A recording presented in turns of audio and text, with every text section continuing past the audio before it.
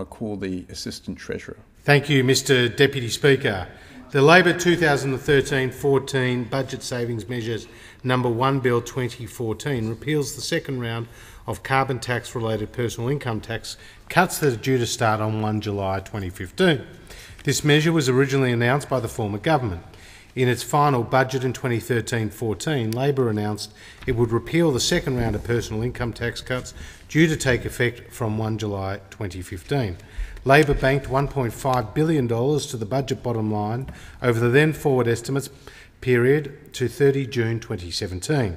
Due to the addition of 2 further years to the forward estimates, this means the measure will now boost the budget bottom line by $2.8 billion. But as we all know, they didn't get around to legislating their own repeal.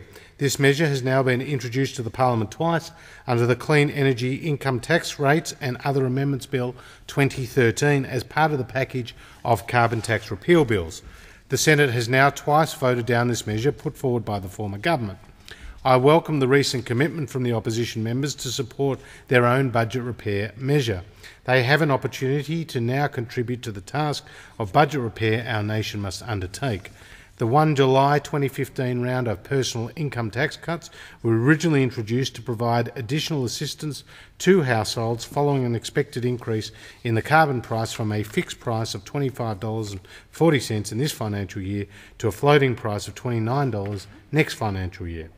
In its final budget, the former government revised their carbon price estimates for the next financial year, and this has fallen to around $12.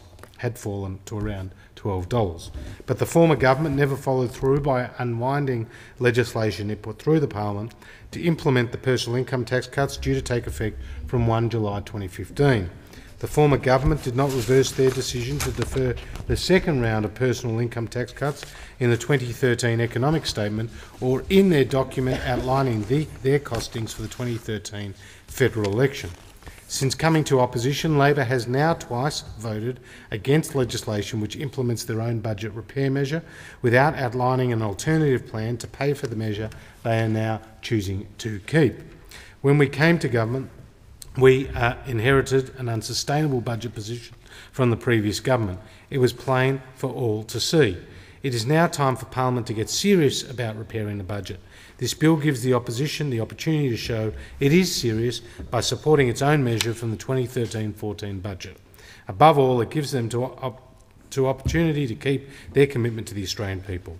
We all know now, of course, that the former government never delivered on its promise of a surplus last financial year, but they did talk the talk about the principle of returning the budget to surplus. Supporting this bill gives them an opportunity to finally take a small step in the direction of action. We inherited $123 billion of deficits when we came to office. We've now brought that down to $82 billion over the next 4 years. This is despite the fact that we lost $90 billion in expected tax revenue over the same period. A $40 billion improvement in the budget in the bottom line is good, but we need to do more.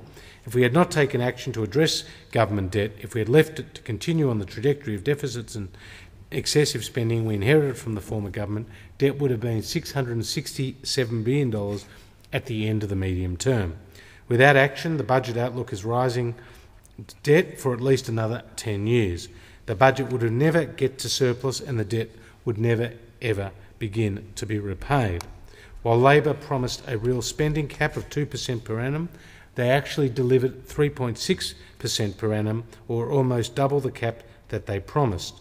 In contrast, we are keeping real spending growth in check at 1.5% on average over the 5 years to 2018-19. We have taken some tough decisions. We've taken them in order to change course and put the budget back onto a secure and sustainable footing. The benefit of making these decisions is that in the years ahead we'll be able to afford a sustainable quality of life. Every generation before us has helped to build the quality of life we enjoy, and we can do no less for future generations. Budget repair is about government living within its means and ensuring the sustainability of government services. This government is committed to living within its means. We refuse to keep borrowing money to pay for consumption today at the expense of generations of taxpayers into the future. It is unsustainable and frankly immoral. The government is redirecting spending to measures that will boost productivity and workforce participation to build a stronger economy. This includes the Infrastructure Growth Package, the Asset Recycling Initiative and other new investments in infrastructure. It includes building a new medical research future fund within the next 6 years. We are eliminating waste by reducing the government's share of the economy over time so that we can keep providing assistance to those who need it most and to free up resources for private investment. Our plan will allow us to start paying down public debt.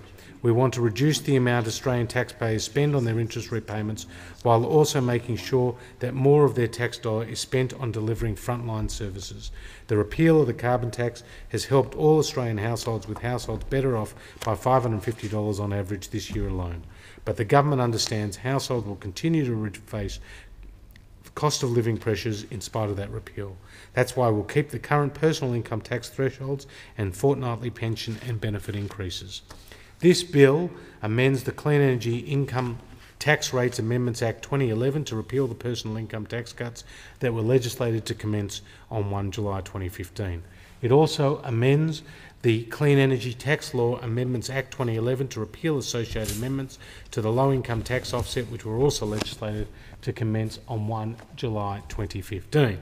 After repealing these amendments, the tax-free threshold will remain at $18,200. The second personal marginal tax rate will remain at 32.5%, and the maximum value of the low income tax offset will remain at $445. This bill is an important step towards getting the budget back on track. This bill will help to ensure that future generations will enjoy the high standard of living that we enjoy, that they will not be shackled with debt. It's time for this Parliament to repair the budget and ensure Australia's prosperous future. I commend this bill to the House. I thank the Honourable Assistant Treasurer. The question is that this bill be now read a second time. All of those of that opinion say aye. To the contrary, no. I think the ayes have it. Clerk. Second reading, a bill for an act to amend the law relating to taxation and for related purposes. Is leave granted for a third reading to be moved immediately? I thank the Honourable Member, and I'll call the Honourable Assistant Treasurer. I move that this bill be now read a third time. I'll put the question. All of those of that opinion say aye. To the contrary, no. I think the ayes have it. Clerk. Third reading, a bill for an act to amend the law relating to taxation and for related purposes.